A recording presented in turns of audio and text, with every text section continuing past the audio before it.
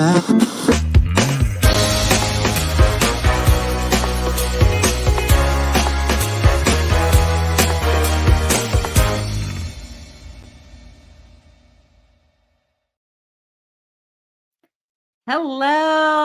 and welcome to Coffee with Kathleen.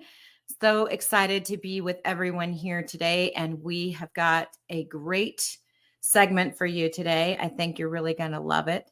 But before I jump into that, look, it's gratefulness season, and I'm grateful for a lot of things. And I think the end of the year really provides us with these moments to maybe take things a little slower and think about what we're happy about, what we have in our life that's a blessing. And one of those blessings happened to me when I was recently at our Apex SEMA event, which we do every year. We participate in that important show in the aftermarket. We learn what's going on in the industry, see many of our friends, meet with partners, talk to shop owners. I usually teach a class. I do some other things. This year, I was excited because I was presented with an award for this very podcast that you're watching right now.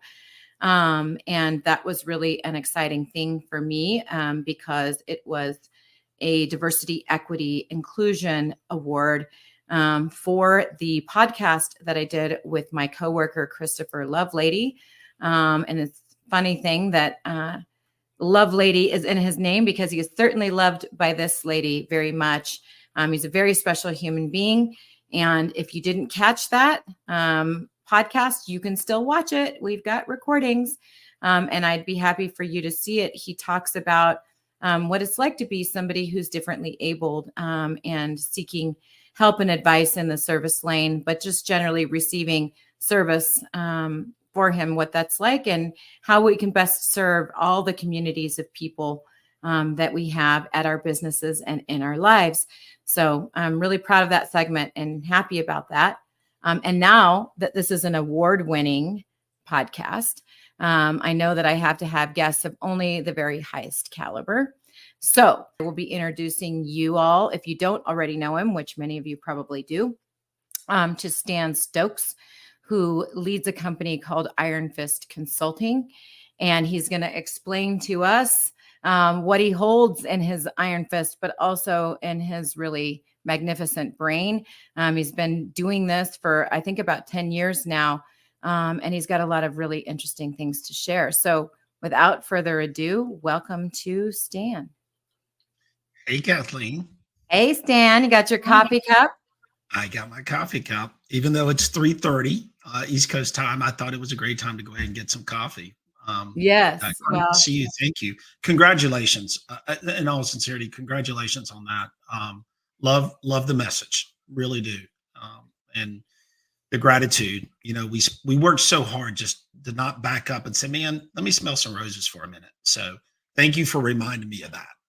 Definitely. Yes, absolutely. We, a mindful moment. And certainly I'm grateful to have you as a friend. It was fun to meet you finally after years of being virtual friends to meet you in person. We got photos to prove that we were in the same place at the same time. And then that led to this, where we now get to, hang out and talk to our audience here on Coffee with Kathleen. But also, you have a really unique perspective on this industry. You're behind the scenes as you work with, many shops and groups and others in the automotive industry. And so I'm excited to hear a little bit about what you're seeing right now, and as well as, kind of the why behind some of the problems that the challenges that the industry is experiencing right now. Sure. No, delighted to do that. But I'm going to give you my gratitude because this is gratitude. So I'm very grateful. As we get older in life, we look back and we go at the bumps and bruises in our lives as the most opportunities to have gratitude, right? I learned the most from, I don't call them failures. I call them opportunities, right? This was an opportunity. This wasn't a failure. This wasn't something bad. It was an opportunity. And sometimes just word choice makes a big difference in our attitude, in our shops, and the way we communicate with people.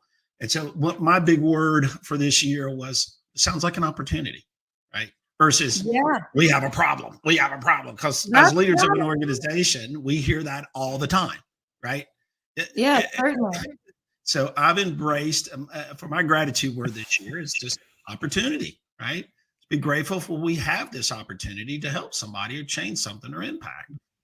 Um, and so this year's been a year and good time to reflect personally and in work. So thank you for that awareness. Yeah. Yeah, I love that, Stan. I recently heard something that I'm kind of holding on to right now. And that is that, we see success and failure as opposites of each other.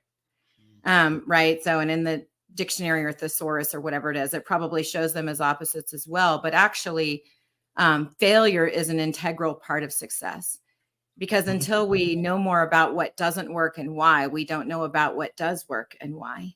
And Mhm. so those two things are inextricably linked together. And, when you look at somebody who's very successful, you see a path, sort of behind them or maybe even underneath them that's littered with things they tried that didn't work. The important part was you also see footsteps because they kept going and they figured it out. Yeah. Um, I like to follow very uh, successful people, whether it's in sports, whether it's in business. And of course, one of my all time favorites, Michael Jordan. He was the Yeah. 1% of the 1%. Everybody knows him. And one thing he said, he actually is from Charlotte. He lives here in Charlotte. He's from the Carolinas. And they did, Netflix has this big series on The Last Dance. And I've watched it like 3 or 4 times. And if you watch it, you start to pick up what made him so great, right? His work ethic, his raw talent, but really his drive, right? And it helped me as in a leadership role and as in a consultant role to help people understand that there's really a lot of ingredients to success. It's not just one thing, right? It's your integrity, right? It's your drive. Some of it's just raw talent. Some people just get it, right? We get it. Yeah. But man, his tenacity to just no matter what, it did not matter. He was going to press through it. Incredible story.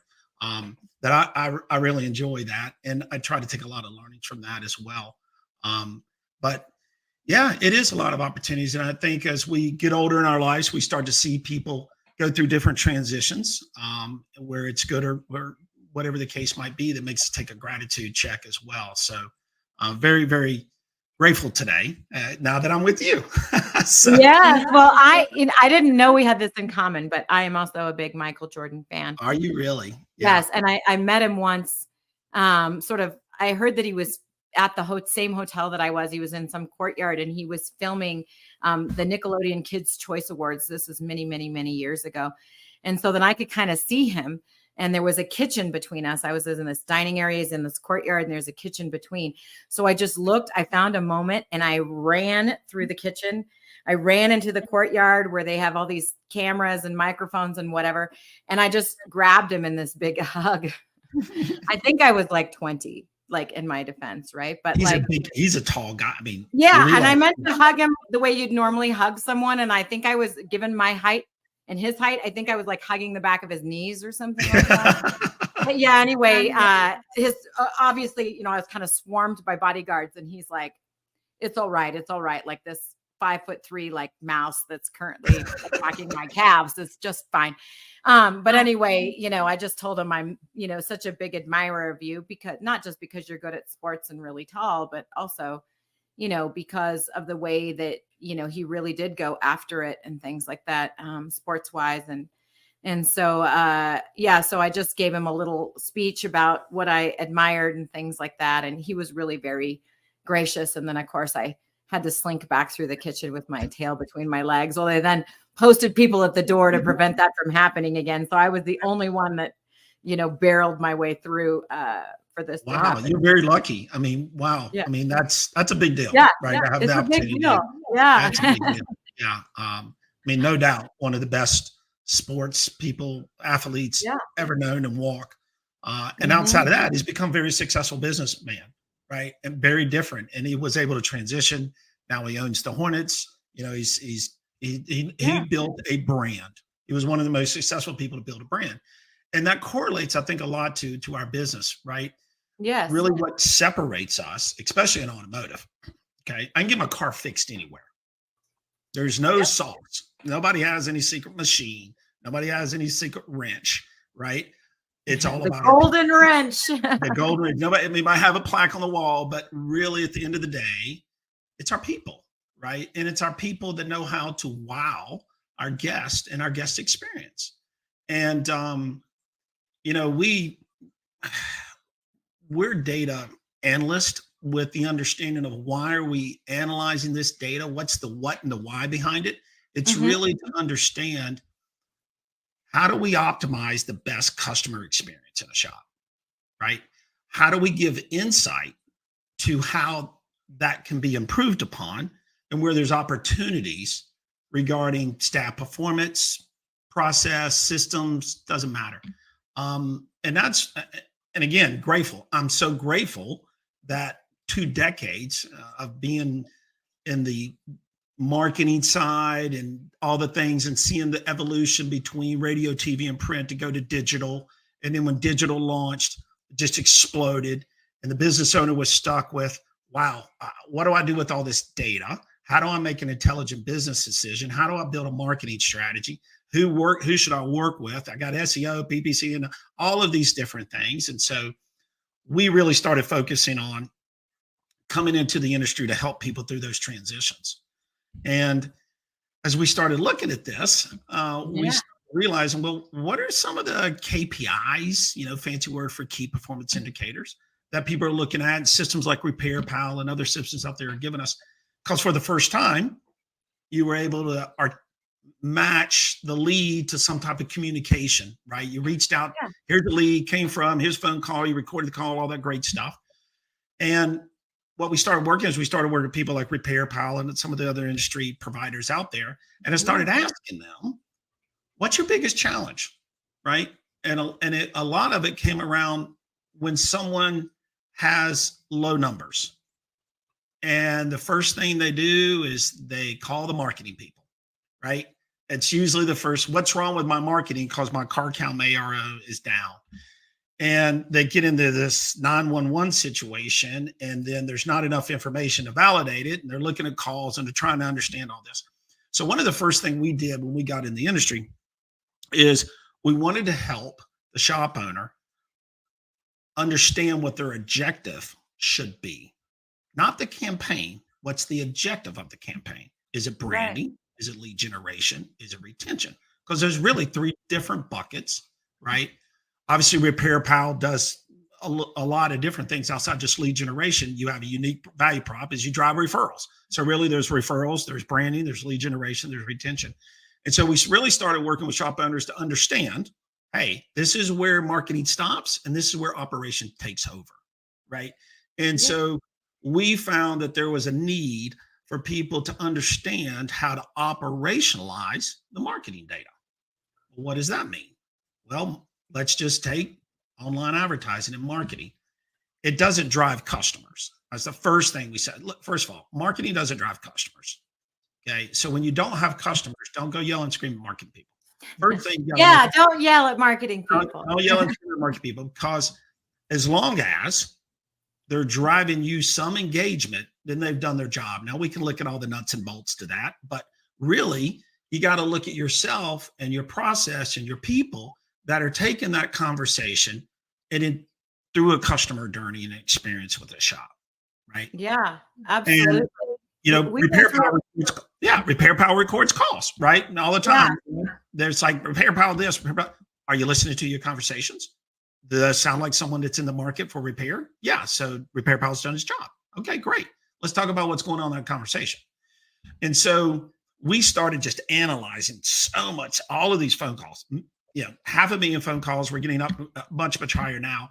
But what we wanted to do, Kathleen, is we wanted to understand the caller characteristics, right? And what's kind of interesting is that there is no such thing as a shopper in our industry. Now, what's the definition of a shopper? It's someone that had no intent to buy anything. That's a shopper, right? Mm-hmm. I don't know of anybody that gets up in the morning and says, you know what, I think my brakes might go out in 6 months, so I'm going to get out and shop around for some pricing today. That just doesn't happen, right? Right. They're not like, let me browse auto repair and maybe I'll see something by the register that I don't Right. need, but I like, right? Exactly. And so we started to first try to understand the characteristics of the consumer. And we saw that there's really two types: planned and unplanned. Either have a planned event, meaning that I have a scheduled reminder, my technology, my phone, and my car is telling me that you're coming up on your number two service in 600 miles. So I, as a consumer, can plan for that. I can think about the expense. I can think about when I'm going to be able to do it. Very different than an unplanned. An unplanned, I got a noise. My engine light's on. Now, what's my characteristic looking like? So as we listened to these conversations, we found it really fell into 3 or 4 buckets, but primarily those were the 2 biggest one. The only other third one is I'm a current customer and I'm just scheduling an appointment with you because I already know what makes you great. Right. So Yep. the 2 other ones are the hard ones. And again, we look at marketing or our partnerships to drive opportunity to our shop. If we have retention campaigns, I'm getting it back in the door. But generally speaking, I'm trying to drive new business to my shop. And so we started looking at this stuff and it's like, man, this is really interesting. Let's kind of understand what the service advisor is saying to the person, right? And if I Mhm. start the conversation with how much is or do you fix, and then they start this down this road, and a lot of shops, as understandably, I can't give you a price. I don't know what's wrong with your car. You can give me a story all day long about what you think's wrong. You tell me you have 50 other people look for it. But honestly, no shop can repair your car over the phone. They're all going to need to take a look at it to really do a good assessment of what's going on. We use the word diagnostic in our industry. And that creates this conflict immediately. So what it told us is that we're in an industry of conflict out of the gate. Customer wants a price, wants to know, do you fix? And your response is, I don't know. I need to take a look at it. Right. So we have this conflict going on. So we kind of started trying to understand that a little bit. And then 2 big events happened that really changed consumer behavior and the way we are doing business. Now, would you like to think of what the consumer behavior trigger event was? Would you like to guess when that was? Hmm. COVID. Yeah. I COVID mean, and a company called Amazon. 2 trigger events. Okay. mhm. Prior to COVID, we were investing our dollars into an experience at the shop, right? A lounge, refreshments. We want to make you feel comfortable. Here's a TV, here's a Wi-Fi station. Remember all that big push to have a good destination when they bring their vehicle in Oh, and a yeah, good customer experience. absolutely. My dad is one of those. And Yes. he's a former mechanic, so he kind of knows what's up, and he speaks car. He went to work at Boeing after he got out of the auto care industry, but regardless, he understands his way around an engine. So he's really doing then the comparison based on how good the coffee is, the free coffee. He's Right. all about free coffee. So Free coffee, right? yeah, so it's Well, a then little bit of COVID a tribute to him and to, yeah. and what happened with COVID? That all stopped. I know he was very morose. All He's a stopped. people No person more for sure. coffee. No Right? more free No coffee. more coffee. So that was a big consumer behavior shift, right? The second big shift, well, let's talk about Amazon for a minute. When Amazon brought out same day delivery, it wired us as consumers as immediate gratification. We are a society of you got to do this now, right? Yep. If you mean I got to wait a week, I got to wait 2 days, no, right? So the consumer behavior has really just changed in the way that we used to do business, right? Now, from Mhm. a technology perspective, we looked at a shop and we said, what's going on inside the shop that's impacted consumer behavior? Well, this thing called DVI came out, right? And what did DVI do? It allowed us to be transparent. COVID really took DVI off the shelf, right? Because you had to Yeah. have it because of COVID. So now the way we do business and interact with the consumer has changed, right? So how has it changed? Well, 90% of the relationship now is a conversation, right? You don't bring your car in, sit there and let me kind of get the sheet and talk to you about it. The interaction face to face and the skill sets of a service advisor is very different when you go from face to face to a telephone call. Very, Yep. very different skill set. And so these things made us to say, okay, we've been looking at this call to lead conversion rate, and in the industry average, it's about 3 out of 10, down, anywhere from 1 to 10 to 30% number of calls show up in my database, right? You know that Repair Pal tracks that as well. Because I've always questioned as a consultant, why have we accepted that as our industry standard? Why is that so low? Because that makes no sense to me. One, the consumer's calling me, right? They're in market. So why is it I only get 3 out of 10 in the shop? And as an industry, what are we doing to change that? Right. And so then these events happen, right? Yes. And then that made us kind of back up and say, okay, this number hasn't changed. What are all the things available in the marketplace? Well, we got great data. We got more data than we've ever had, we're ever going to do with it. It's overwhelming with all the data we have about our business. Absolutely. Too much data, right? Yeah. And we have still not seen that number move. Have you? That's still still the average, right? 30%. Yeah. I mean, we've got facilities in our network that do better than that. And that would, if I say that, they're going to raise their hand and be like, not me, Kathleen, and whatever. But at the end of the day, across the entire, network, yeah, it's still the average. And look, these, we've got great shops on service. So it's not a matter of, oh, it's some bottom of the barrel stuff. But we did score our shops on their sort of phone stuff, we manually, brutally, the hard way. And if I do it, sort of out of 10 points, right? The average score in our network was a C-.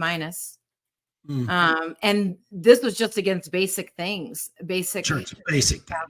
Basic phone etiquette that you would see across any kind of industry ever, where you've got people calling you and they might potentially want your services. Like, are you even asking people for their name? Are you stepping back and assessing, what are their needs? What is their problem? What's their timing? Right. So, this kind of stuff, we don't assess any of that kind of thing. We don't know who the heck we're talking to. We don't know really why they're calling. We just take whatever first comes out of their mouth, react to it, and off to the races. We don't even answer the phone sometimes in a nice way. Sometimes I hear, I'm like, what is that? That's not even a word in the dictionary, right? Yeah, exactly. Yeah. So, it runs the gamut across the board. What people are sort of doing there. But, and I think, honestly, consumers are a little fatigued because this is just what they've come to expect. That's why they don't necessarily always want to, call shops directly or whatever, why they're kind of like, okay, well now, I got to call the shop, and I'm a woman or I'm this or I'm that. And oh my gosh, what's my experience going to be like now, Right. And so when it came down to it, we were like, okay, well, let's look at another piece of the puzzle. Got a lot of great trainers out there, a lot of good operational training coaches. So it ain't like that the knowledge is out there. That's been out there for years. Well, why is this number not moved? Right. So we just started this process of an elimination. Right. Yeah. And what it led us to is we had a very simple goal, right? We want to be able to measure effort to output. Now, effort doesn't equal output. I can have the best effort, but not have the output, right? So what is the output I'm looking for? Because that's going to then drive the performance, right? It's just either going to be a big P or a little p. But I'm looking for, do I have the right person in the right seat? Can I measure their effort? Does that equate to some output? And what level of performance is that output, right? So that was the objective when we started doing this study. And so we then looked at all the elements in the industry, right? Got this data over here from this system, got this data from this system. Okay, I know the numbers. You told me the numbers. Yeah. Right. And I got the trainers coming in, the consultants coming in and tell me I need to do this, and I'll hire them and I'm bringing them in. They leave and the number goes back down. So I'm going, okay, what are we missing? So a couple of things we started looking at. One is the consumer behavior and the technology shift changed. I'm going to say that again. Consumer behavior and technology changed the job role of a service advisor. Okay. If you go back and you look at the way we hire people on our gut, generally speaking. I like you, you like me, you fit right in. The guys seem to like you, got a good resume, you got a lot of experience. Let's go. Get about 90 Yeah, days you're in, hired, Stan. you're You're hired. hired. You're hired. And so the more people we hire, the better we come educated. Maybe we hire a recruitment group. They're supposed to be recruiters and really good. And there's some really good people out there. Don't get me wrong. I'm not here to judge that. But again, I go back to what's the objective? What KPI am I looking at to measure that output? That is a conversion rate. Did it get better or not? Right? Because if my conversion rate goes up, it equals down car count, revenue, ARO. Right? That's the end result of my KPI. So we're still scratching our head trying to figure that one out. And so we started looking at, well, what makes the Michael Jordans the 1%? What are the requirements for this role? What is the best of those performers in that role? And so we started looking at these assessments that assess people, not personality, not the Myers-Briggs or the DISC, but something that could measure people's inherent traits. What I mean by that is if I can measure your comfort with conflict, that might be very helpful, right? If I can measure your emotional, they call your EQ, your emotional quotation or intelligence. I'll give you an example of that. If you ever went in to go to dinner and you don't get recognized, the person just sitting at the counter and they haven't registered that they're there to eat, and they're just kind of head down, right? That's emotional awareness. Things like that. That's very important to the role of a service advisor. So we wanted to better understand, maybe we just don't have the right tool when we're hiring people. So we need to find a tool that can assess or predict. Most importantly, can I predict Kathleen's potential of this role? And if I can do that, then I've got the right expectation walking in the door. Well, then we have this other big event, right? Labor. Yeah. Our labor pool just dried up. Technicians are very, very top. They're getting all the money, right? You want a master tech, they know it. Service advisors. So now we got this disruption with our labor pool. So what's happening in the shops? We're having to cross-train people and move people. You've seen that, Kathleen, where I can't hire anybody. So maybe I got to bring someone from the back to the front or from the front to the back. Okay. Yeah, it's a really poor use, not just of a technician, right, who really should be occupied doing what they do best, but it's a poor use of an owner's time as well. Yeah. And you know, I've been asked before, occasionally someone will ask and they really want to hear the answer. What's the biggest thing they could do to change their business or something like that? So one owner that I get along with pretty well, he said to me, what's the biggest thing I could do? I said, get the hell off the phone. Right. And you're going to hire somebody else to do that. And I said, because I love you, but you're horrible. Right. And so really, yeah, having the person that's right for that position, filling that position. It sounds so simple. It's not simple. It's not simple to find the person. No, it's not simple to fire. And it's not very easy to determine that with the current method of how we interview people. That's right. Of course, when you interview someone, they're going to say they're great at all the things that you put on the job description that you wanted them to be great at. No one's going to walk in and be like, you know, I'm just not really very good at this, but I thought I'd talk to you anyway. That's not the way the conversation goes. Right. So a couple of things were happening. One was, well, God, if we could have some scientific way of assessing a fit for role, we could predict the success rate of that. That would be really helpful. So we found a tool to do that. Well, then we had all this labor issue. Well, then that kind of opened up to, all right, I don't have a labor pool to hire. Some of the hiring stuff is not a big of a deal as much as internal changes, right? Well, now I've got a culture shift. I've got someone that was doing this. Now they're doing this because I don't have anybody to backfill. So what can I do to make sure that I'm not setting them up for failure? right? If I'm taking a parts guy or my service manager who's good with customers, but I'm putting them on the phone, is he really understanding what the objective of that first phone call is? Well, the only objective of that first phone call is to book an appointment, not to diagnose the car, but he's back in the Right. shop. So he's going to diagnose it because that's just the way he is. Well, that's going to be a train wreck because we've seen that, right? Yep. So we wanted to say, how can we how can we move to proactive instead of reactive, right? If I can do that, then we're going to be able to move the needle a little bit better. And so we figured out a way to do that. We figured out a way to assess fit for role, position, but also what we did is we want to be able to figure out a way to align people from a culture perspective. And I'll give you a DVI Yeah. change internal communication a lot. A lot of people haven't thought about this, but I'll give you an example. If I know that Kathleen doesn't need a lot of detail to get it, just give her bullet 1, 5, and 10, and she can take it from there and she'll know what to do with it. So she's responsible for putting a quote together. She's a service advisor. Okay. I'm a technician. I'm very detail oriented, right?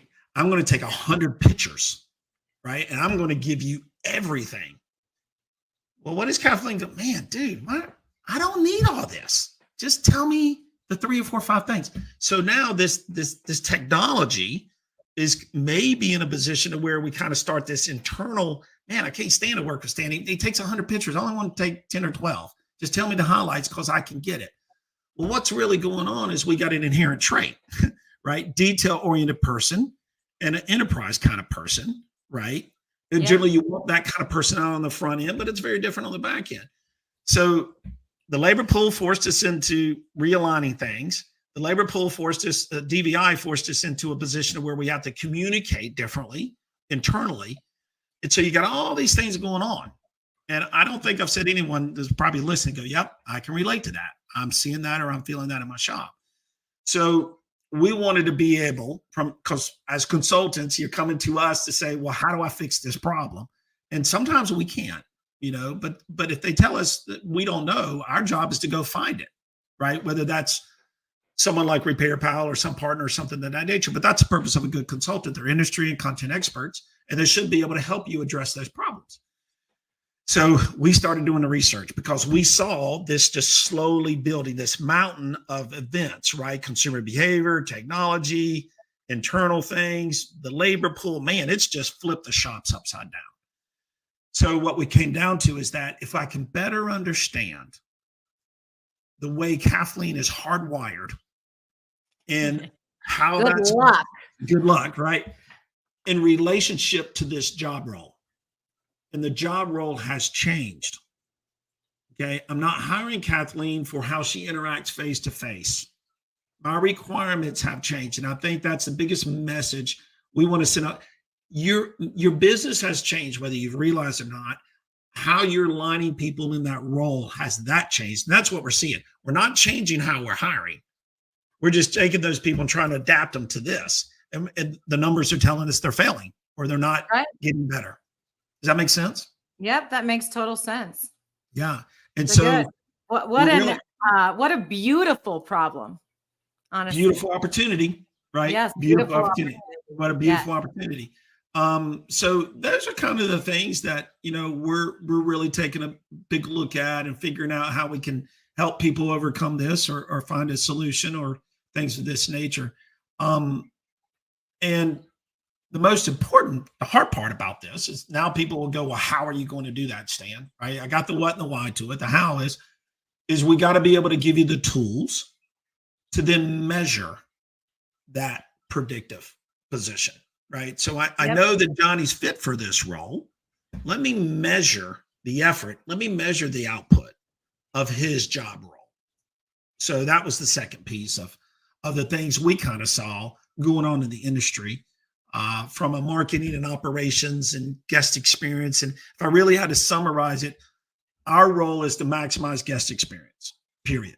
Right. That's what I think our whole organization is about, what our clients come to us for. There's plenty of other people that do operational stuff, but ours is really focused on guest experience, right? And understanding all the pieces to that. Excuse me. Yeah, I love that. I mean, and look, as they say, if you don't measure it, it doesn't matter. And And if so, you don't know what to do, right? Measuring's great, but I gotta have an operational lever to do something with it. right. Right. And then you've got to make it matter Gotta make it by matter. operationalizing it. Yeah, absolutely. So, but so many people were just, we're hope is the strategy, right? We're like, well, I'm going to put this over here and maybe it'll work. And if it does, that's great. And then I can move on with my day. But really we need to have a more scientific approach to the way that we are looking at how things are working. And then to be able to use that data in a systemic way to change things, because that's really the only constant, right? Is change. And even though something might have worked for 5 years or 10 years in the business, the way it was going and it was good, one day you wake up and it's not good.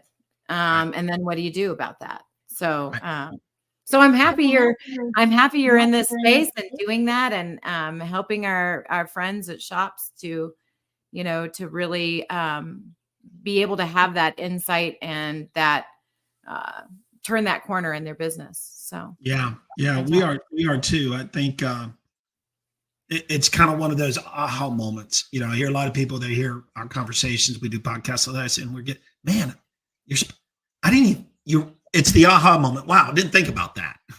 But I get it now. And maybe that's what's going on, right? Or let's say your shop is humming, right? Let's just say it's rocking and rolling. That's great. How do you go from good to great? Right? This ain't all about struggle, right? There's a lot of very successful shops. And when we talk to successful shops, it's like, let's go from good to great. What is greatness? What does a Michael Jordan look like in your shop? Yeah. Right? Yeah. So it's really fun, Kathleen, to be talking about these things and doing these things, because I think it's some awareness that like, yeah, that's interesting. And it's a timing issue, right? All these events have happened, and I don't think we've stepped back and go, how's that impacting my business, right? My people, my culture. How do I need to rearrange how I'm doing things as an operator? What tools can I use, right? And how can I get better and make improvements? So, and it really doesn't matter where you're at in your business, what size shop you are, whether you're, million, 5 million, just beginning. I think all of these ingredients are really important to take it to the next level. Yeah, I do. I feel hopefully you can hear the passion, right? We oh, yes, absolutely, Stan. So this has been just wonderful conversation with you today. I really appreciate it. And yes, your passion is evident. So it's one of the things I love the most about you, honestly. Thank you, Kathleen. Cheers. Cheers.